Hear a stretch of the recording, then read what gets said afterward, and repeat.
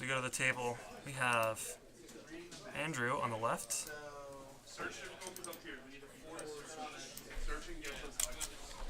Who's playing Hollow One.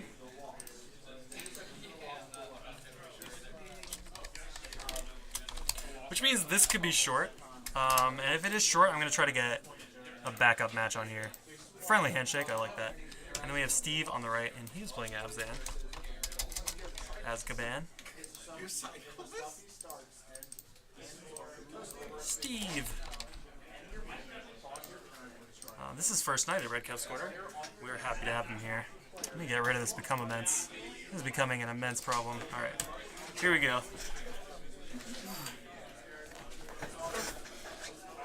And I'm going to look up the Hollow One list because I don't know it that well. I was asking him, I was like, is it Dredge? And it's not. It's a different deck. Which shows my ignorance. I don't even see it on the Goldfish metagame breakdown. But that, ladies and gentlemen, is hype. Because we've got some... This is the 1-0 bracket, so... These players won last round. Alright. Modern, Hollow One. If anyone in the chat wants to fill me in as to how this strategy works. I mean, let's be honest. You play Faithless Looting and you play Hollow One. Like, yeah, I get it. Okay, here we go. So, we've got Flameblade Adepts, Bloodghast, Flamewake Phoenixes, Hollow Ones, Street Wraiths, Gurmag Anglers. Okay, so it's... Oh, yes, of course. Of course. This is the Goblin Lore, Burning Inquiry, Black-Red Discard list that we saw, I believe, some of the CFB players playing several months ago. Hollow One or Black-Red Discard. We're casting Burning Inquiry. That is awesome. What a funny, Hearthstone-esque kind of magic card. I'm going to get it on the screen for you. I'm excited about this card.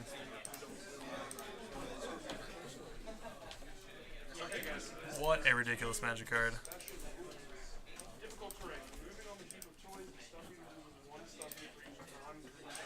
Let's turn myself a tiny bit here.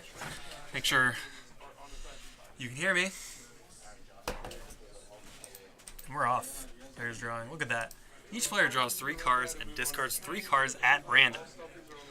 Random discard. Very few Modern Legals cards that do this below 5 mana. Hymn to Torok being the classic overpowered card that has this effect. 1 mana, roll some dice, and if you're lucky, you just win. If not, you can still get the Hollow One. So it's pretty exciting. Players drawing. Is Andrew going to 6 already? I must have missed it. Yeah, Andrew going to 6. Lands and spells. Looks like it. He's going to keep. He's going to scry. Well, I'm going to get them my phone. I'm going to be back real quick. I'm going to give him my phone, keep track of life, so we can see what is going on. BRB.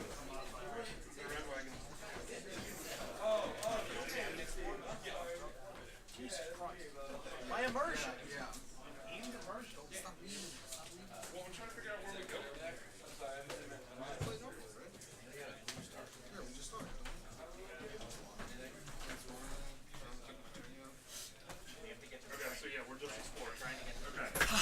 All right. Oh, not quite. Yeah, I'm just confused. I thought there would be a track.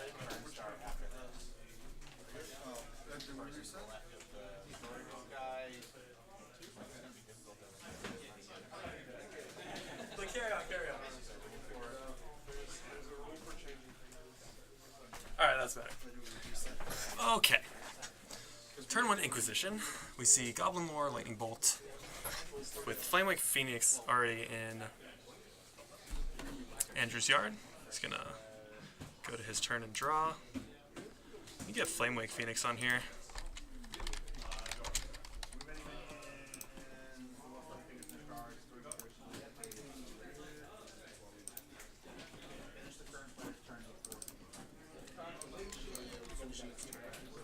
Flamewake Phoenix. You can see, once he plays a Hollow One, he'll be able to reanimate his Flamewake Phoenix for just a red at the start of his combat phase. Very strong ability. From Fate Reforged, I guess? Interesting magic card. And we have 3/4 Tarmogoyf. Steve's like, hey, thanks for filling up your graveyard. My guy is large.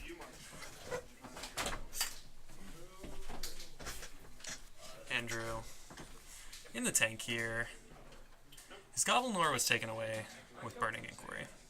So he has, presumably, land, one unknown, and the other spell that was in his hand I don't recall. So he might just play land here and flashback the Faithless Looting. He's got to be careful about this Tarmogoyf, though. Let's see what he wants to do.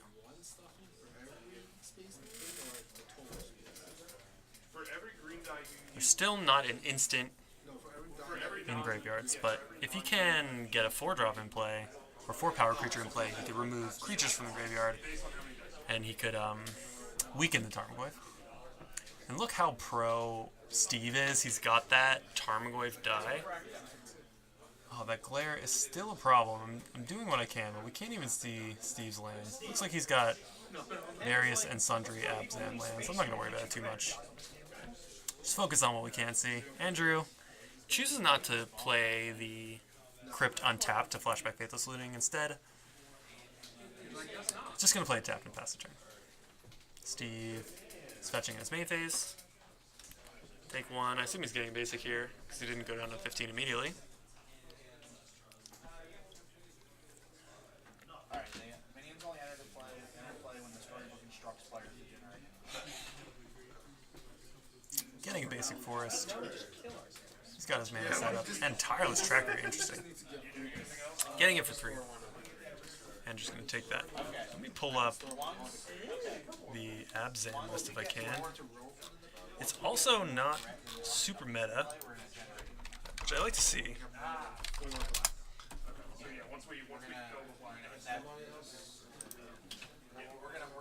Check Channel Fireball. Yeah, it looks like, or MTG Goldfish, looks like he's playing the stock list for Liliana of the Veil, so it's a heavy black list, which I like. Looks like the tracker was removed. And step with a conflagration. I looked away for a second. I regret missing that. We'll see. Looks like Andrew's thinking about something. He's going to delve away stuff for this Gurmag Angler. Justify 5.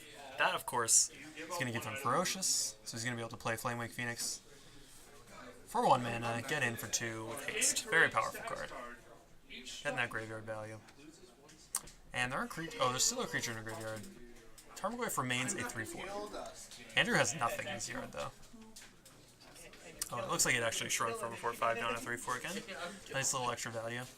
Of course, Steve is going to need a removal spell for this Gurmag Angler before he's going to be able to get in. And Liliana of the Veil is not an effective card against Flamewake Phoenix. It's pretty interesting, actually.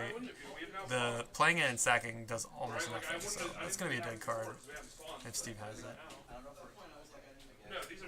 Steve in the tank. He has 6 cards in hand, so he has options. Looks like land tapped, Hissing Quagmire, I believe. And pass. That is a Hissing Quagmire. Some glare in that part of the table, but that's okay. Swinging for 7. I like it. Just get in there. It looks like Steve was going to Fatal Push, but then realizes he doesn't have Revolt. See Andrew kind of laughing about it. You can't. You need Revolt, or else you can only destroy creatures with CMC 2 or less. Flamewake Phoenix has 3, Gurmag has 7. He's probably getting in. Yep, he's going to take it going down to 8. And a bit of a slow start for Andrew. If I understand this deck correctly, he really wants to be super explosive right out of the gate, but not much coming down for Steve either, and looks like Andrew's in a pretty good position here. Just needs 8 more damage to close out the game. So what can Steve do to contest this Gurmag Angler? He's going to need an answer here. He has the fetch land, so if he does have Fatal Push in his hand, he'll be able to fetch during Andrew's turn and remove the Flamewake Phoenix, but that's only going to deal with it for 1 turn. Just gonna pass. 5 mana up. 3/4 Tarmogoyf on the ground.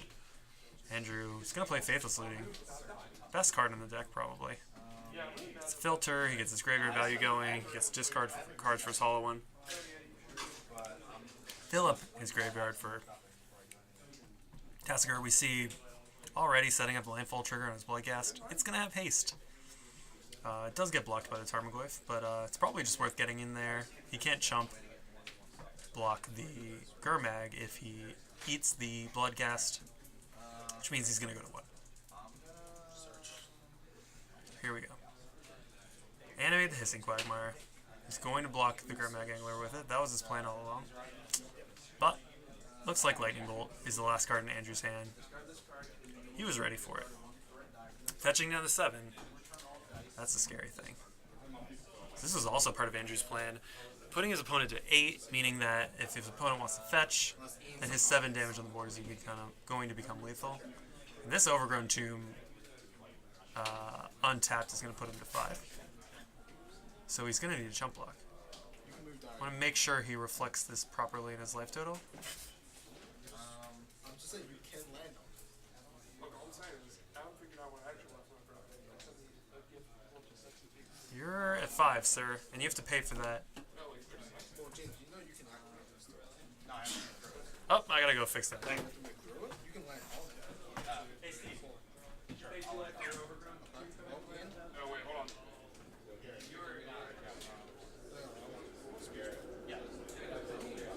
Don't read the results. I know.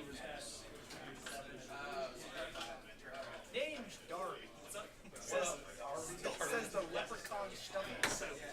And I'll make you a deal. I will give you my lucky trinket if you kiss the blimey stone. He pointed at a dirty pool. Do you kiss it? Laugh. But he says true to his words. Look through the item deck, and if it's available, take the lucky trinket card. Had to deal with something really quickly. I'm back. Steve had a chump. He didn't take into account, he was a little surprised when I told him that he needed a shock. He didn't take into account that by using that Fatal Push, he's going to have to chump block with his Tarmogoyf. Kind of put himself into a bad spot there, but it feels bad when you think Because I think it's that. you think that you're at 1 life total and you're actually at another. You know, he thought that he was going to be at 7 there, but no, he was at 5. I had to do my duty and step in, but feels bad. Heard that judge call and I instinctively get out of my chair, and not my job right now. Just gonna chill here. The only game I care about judging is this one between Andrew and Steve. And I'm ruthless. Oh, here we go. Siege Rhino to stay alive. It's just a chump blocker, but he's gonna go to 1 from the Bloodghast and Flaming Phoenix. And this Gurmag Angler, man, what a powerful magic card, right? This Gurmag Angler is basically the Abyss. It's going to force Steve to sacrifice a creature every turn. And that's brutality.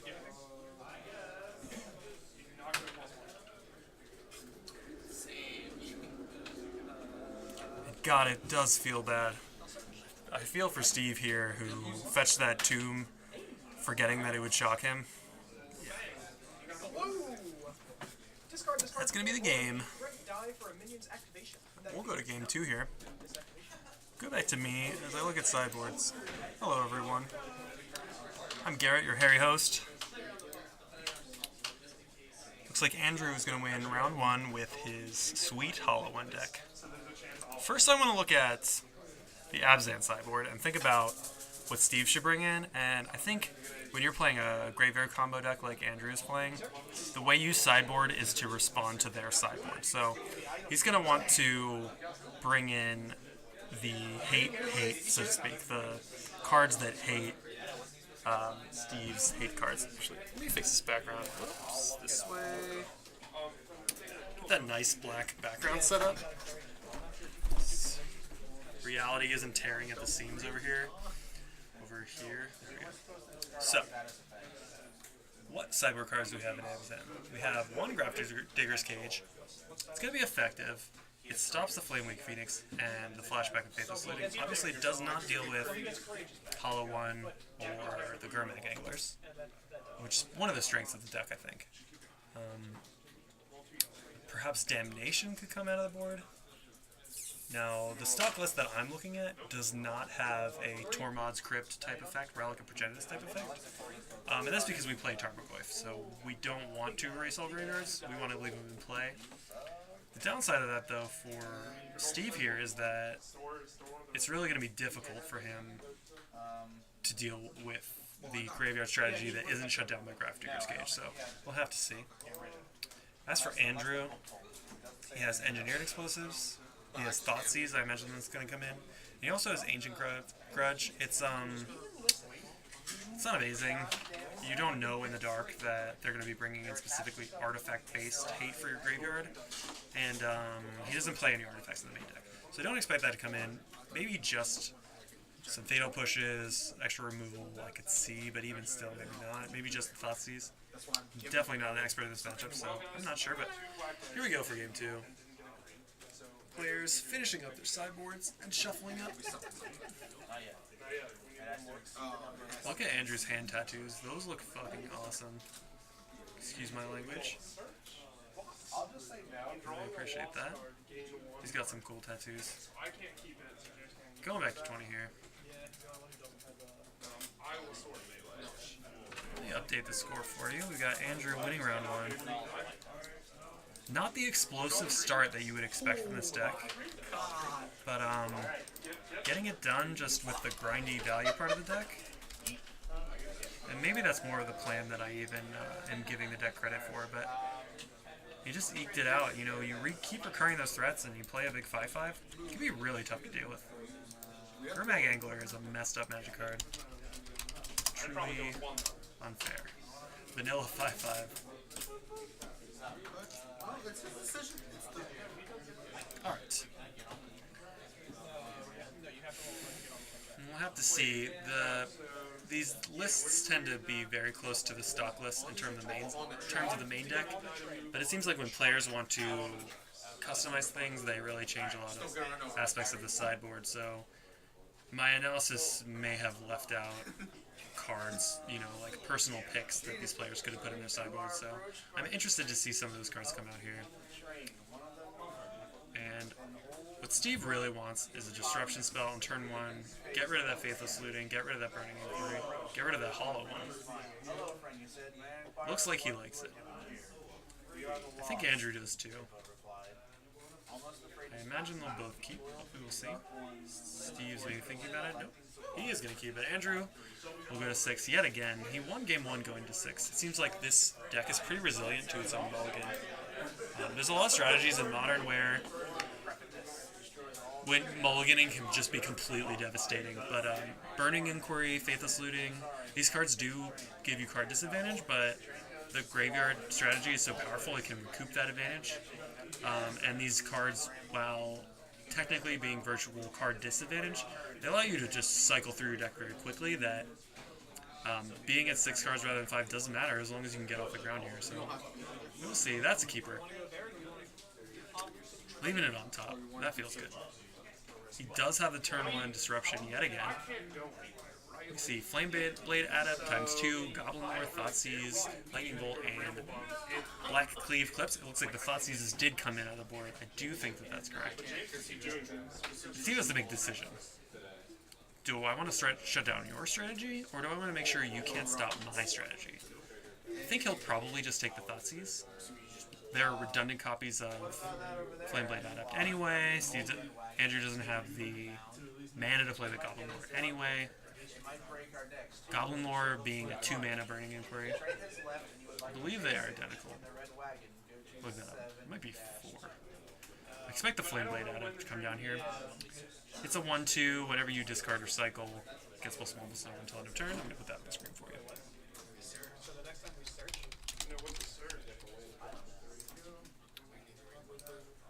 Surge is go to section. Ba-da-ba-ba-da-dow.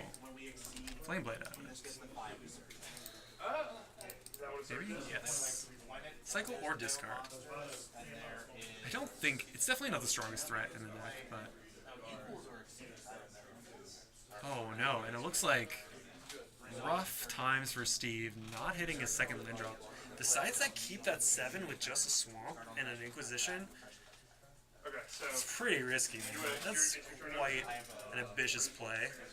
I'm sure he's got lots of answers. He probably has Fatal Push, etc. So he decided to keep, but it's very painful for him. Feel bad for him there. And then 2 more Flameblade Adepts, getting in with the 1/2s, and these things, I just said it's not the best threat in the deck, but when you have 3 in play, Faithless Looting represents 6 damage.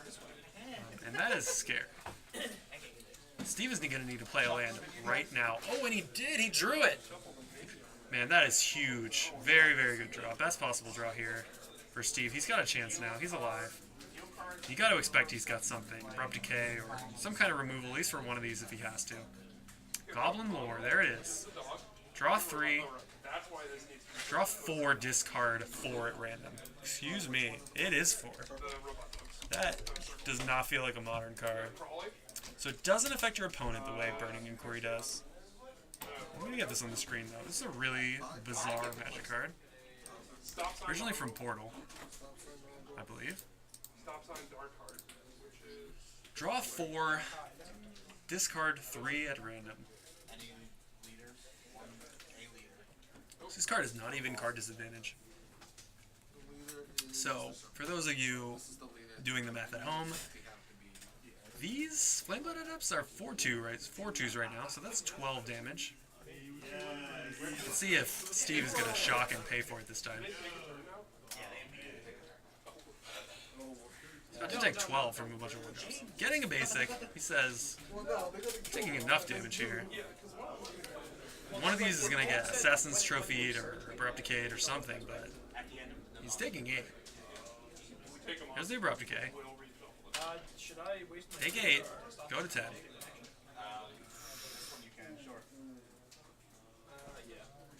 Andrew's fetching, he's got another 1 mana play.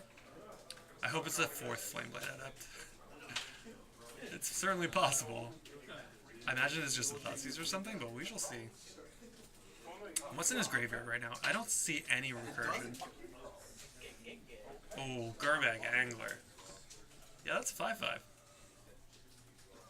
He's going to strategically depower his opponent's Tarmogoyf. So that's why, even though he's delving from his own graveyard, you saw Andrew check his opponent's graveyard. It's a really smart play against the Tarmogoyf deck. He wants the card types in his graveyard to match the card types in his opponent's graveyard. So that if his opponent has a Tarmogoyf, it will be as small as possible. Looks like instant sorcery is what he chose to cap, because that's what his opponent has. It's a sorcery land. Got rid of all the creatures. So, making the virtual Tarmogoyf a 3/4 should it come down. Very good play here from Andrew. Steve, back against the wall. He's fetching down to 9. Imagine Plains or Swamp. I mean, he really doesn't want to shock here if he can avoid it. You can see a Maelstrom Pulse. Oh, man, he's getting the Plains. He's got all his colors of mana. I could see Maelstrom Pulse being strong here. Still taking 5 from the Gurmag, but oh yeah, he does have it in the hand. And that's his plan. Man, and it feels bad that he had to blow the Abrupt Decay. Man, and he top-decked another land. Best possible draw again for Steven, yet it's still looking grim. Going to 4 here. Just as a stem the bleeding. Land a Siege right now. Start getting on this board. Right now, it's not looking good. Faithless Looting, powerful spell from Andrew here. Really strong. Best card in the deck, like I said, in my opinion. He's gonna discard a Bloodghast and a Flameblade Adept. He doesn't have the land drop. He's just got that Fatal Push from his sideboard. Well, I guess he maybe just kept the 2 in the main. I don't know. But he's got that Fatal Push in his hand. Steve, back against the wall. Andrew's out of gas. He can flashback Faithless Looting next turn, but that's all he's got. Steve just needs to kill this Gurmag, play a Siege Rhino. He's going to need to draw a 4th land first. And really, the mana is what has been causing Steve to struggle this game. Andrew has outspent him in terms of mana by an extreme degree. Steve missing that turn 2 land drop. He's got expensive cards in hand, and he can only play one spell a turn. Meanwhile, Andrew is cheating basically by playing all these free graveyard cards. Allows him to play multiple spells in a turn, which is what has put him so far ahead. Pay 2 life, surgical extraction, targeting lightning bolt? Okay, so Steve is thinking, I thought he was going to get the Bloodghast, but Steve is basically thinking, I can't beat you top decking a lightning bolt, so I'm going to get rid of them, that way you don't have the burn you need. In the meantime, I'm going to pray that I'm just going to hope that you don't draw the land that you need to recur this Bloodghast. That could be the correct play. It's a weird play, but he's thinking, he's playing to his outs, right? I can't beat a land anyway. I don't know. I really don't. Land makes a Bloodghast. Nope, he's going to cycle Street Wraith. He has the flashback Faithless Looting in his hand, in his graveyard if he wants to.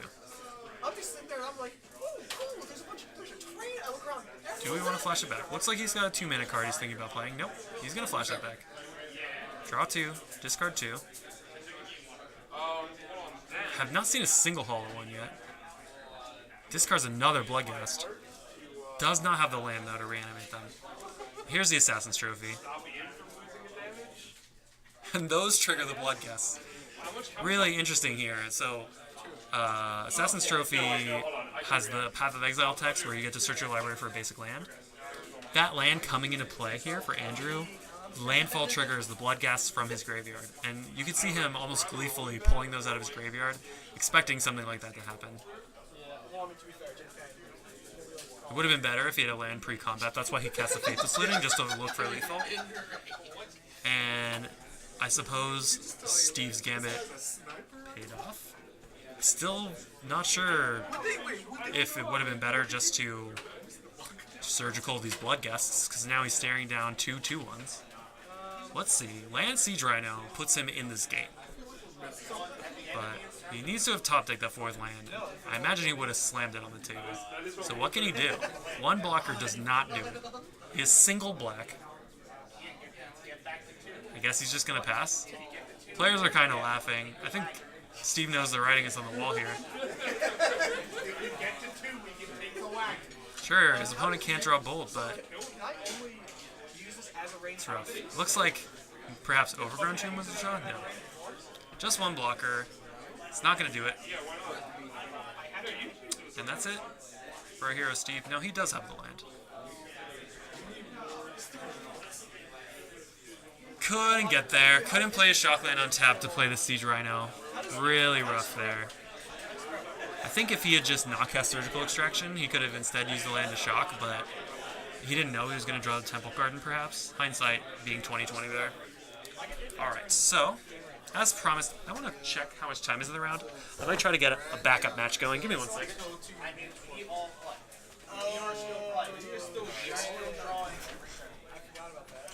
We have game 3 of Charles versus... Oh man, I'm bad at this.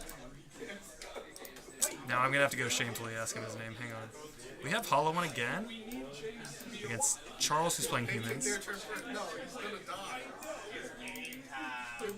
And I'm going to be right back. 1 second.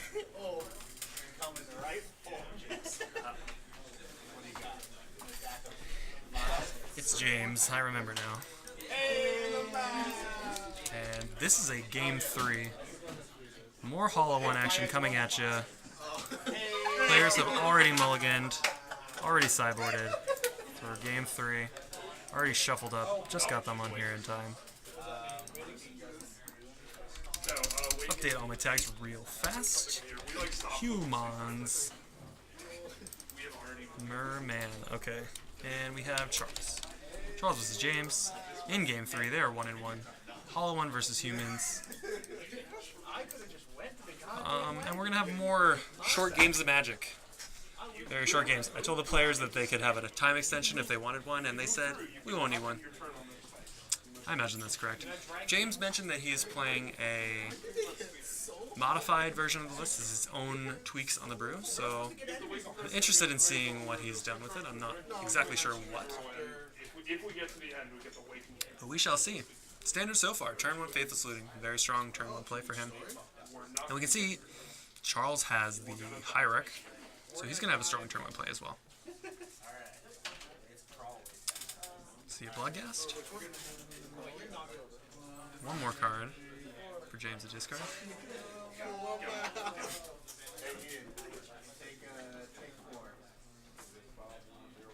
Let's see. I think he's got the Portal Goblin Lore in his hand, so props to James for that. Paying a little extra for that sweet version. Simian Spirit Guide, interesting. So that is a non-traditional inclusion, I believe. But it gets discarded. Yeah. Land, Vial. This is what I needed, James. So Vial and Hierarch. Good start here. Both players. Turn 1 Vial is exactly what you want as a humans player. And I wonder what sort of sideboard options Human has. Sorry for the camera flicker. I'm going to need a better way to set it up. Alright. 3 mana for Blood Moon. That's why the Simian Spirit Guides are in here. Playing that Blood Moon. There's no way those are pistols. Those are Someone would be sitting at the table. I will fix the camera stutter ahead of next round, but for now we're just going to deal with it. We're going to roll with it, ladies and gentlemen. File up to 1. Plays an Ancient Ziggurat, passes the turn. Can't play any cards from his hand. This Vial is saving him from the Blood Moon. He's going to use it to play all of his creatures. I suppose the Hierarch is going to do some work as well, producing mana. I expect that is the 1 drop that Charles will Vial into play. 2 mana for Goblin Lore. Draw 4, discard 3 at random. And that is, in fact, the Portal version of the card. Very sweet. How expensive is it? I'm gonna look that up. I'm curious. Show me that sweet, sweet. Choosing discarding randomly.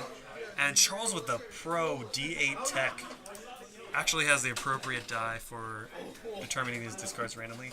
Those are $27 Goblin Wars. Mad respect for Charles. With the bling. Maybe he just had those in his old collection, who knows. Discarding 3 from the Goblin Lore. Bloodghast being one of them is pretty lucky. I didn't see the other 2, but James seems pretty pleased with how that went. Swing in for 2. Expect no Vials. Vialed in blockers here. Gets in for 2. They're not using my phone as their life total updater, but whatever. I'm over it. Oh, you did do one. Equal to it. Vial up to 2. Vial up to 2. Now he can use the Hierarch, and he can use these mountains he has in play just for the colorless cost of his creatures. Vial on 2, putting in an Auriok Champion. Whenever his opponent plays a red spell, he's gonna, or whenever a creature comes into play, he's gonna gain a life, and it has pro red and pro black, so very good in this situation. Thalia's Lieutenant puts a +1/+1 counter on all his humans, and it itself is gonna get +1/+1 whenever a human comes into play. James, going to turn 3, draws a card. Return. He's got another Bloodghast in his graveyard. He's got that Faithless Looting in his graveyard as well. He could play land and flash it back, but it looks like he's just going to go for Burning Inquiry or Faithless Looting. Even better, Faithless Looting. See if we can actually set up a hollow one. We have yet to see any of these decks actually have it. And that is an Arclight Phoenix. So that's an interesting inclusion. I'm going to get that on the screen for everybody. Remind myself. This is a new powerful card. We see it in Standard, we see it in Modern, making waves.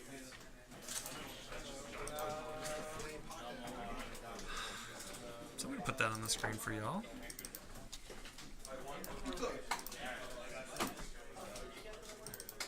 There it is. So, at the beginning of combat, if you played 3 or more instant or sorcery cards this turn, so I suspect this deck has more instants and sorceries than the typical hollow one. Granted, you've got lots of 1-mana spells in general. It's just another Phoenix. You can recur, like the Flamewake Phoenix. James plays a land into play tapped.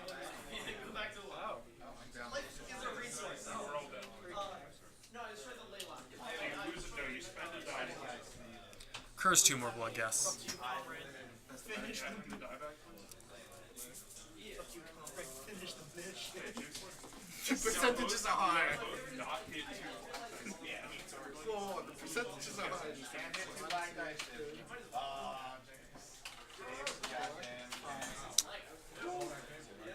Charles doing nothing on his turn, just attacking with his Exalted trigger, getting in for 3, leaving back some blockers here. Bloodcast not very effective at attacking into this Ornament Champion. 2 mana spell here, our Hollow One player.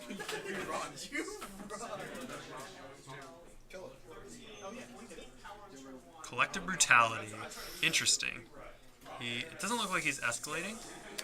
He's just going to -2/-2 that 1/2 Noble Hierarch. And that's going to stop Charles from playing any more spells out of his hand. And we also have a Gut Shot. Very interesting. Sideboard tech here. James going to 15, I believe. Appreciate Charles keeping that life total updated. And a Lightning Bolt as well. Your face. That will be the 3rd instant or sorcery. Brings back the Arclight Phoenix. Charles is going to gain 1 from the Soul Sister trigger. And you want these blood guests are pretty dispensable anyway. He's just going to send them in. One of them is going to get eaten, but that's no concern. Here comes the Vial. No. Dismember is a spell he can cast. Very good. Paying 4 life. Definitely worth it, though. Eating a blood guest. Going to take another 4. Down to 11 here. And it looked like a really strong turn for James, but Charles was able to get some value there as well. He does have a bunch of lands in the grip, and because of this Blood Moon, they're just mountains. They are not particularly useful, but he may as well play them, I suppose. Maybe he's thinking about keeping them for Burning Inquiry? I'm not sure. I think it actually makes a lot of sense just to sandbag your lands. Hopefully your opponent unlocks them with Burning Inquiry. We'll see. Burning Inquiry would make him discard, and hopefully he can keep some spells that he draws and discard those lands.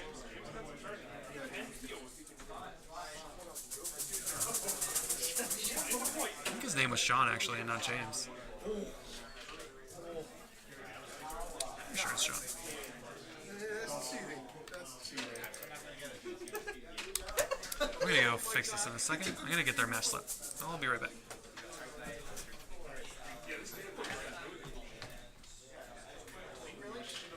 Oh, inactivated.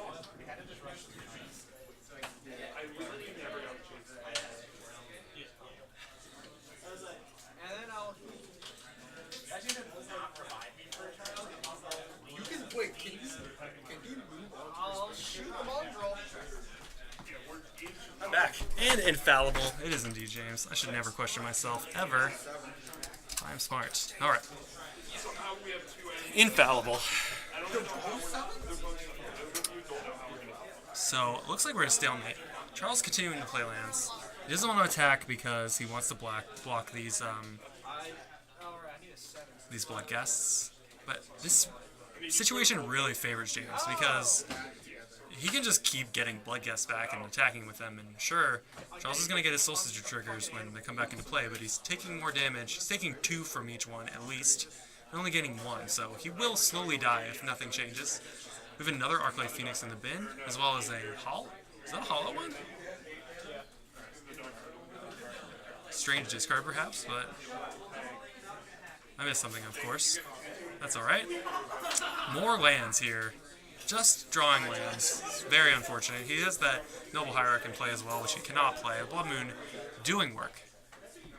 And I believe it would be in James' best interest at this point just not to ever play a Burning Inquiry to give his opponent a chance to draw into something better. Those life... This is really interesting. He was at 9, so the Bloodcast would have haste, but then the life gain triggers from the Auriok Champion putting Charles at 11, which removed the haste from the Bloodcast. So that's a big deal for him. That is very good. He is fetching right away rather than saving the fetch land in play to potentially rebuy these Blood Guests this turn, or on another turn. Instead, chooses the fetch, plays Manamorphose, of all things. Of course, okay. This is to enable his Arclight Phoenixes. He might be going up, yeah. He's going to get it here with the Arclight Phoenixes, bolting his opponent down to 8. This could be lethal right now, I believe it is. One more instant of sorcery, he's going to get back 2 Arclight Phoenixes. He's got a mana floating. One more. Engineer Explosives on 2. That is not an instant or sorcery. Do you have one more? Oh, he does. That is a gut shot. Paying 1. Gut shot you in the face for 1 damage. 2 Arclight Phoenixes. Charles is going to gain 2 life. Goes to 9. Warrior Champion gaining life, but here we go. Block 1 of them. Take 10. Good game. Hollow One wins again. Twice in 1 round. Very excellent game. Charles super unlucky, drawing nothing but lands. That's the way it goes in Magic the Gathering sometimes. I know everyone at home has felt that pain before. Alright. Another interesting match.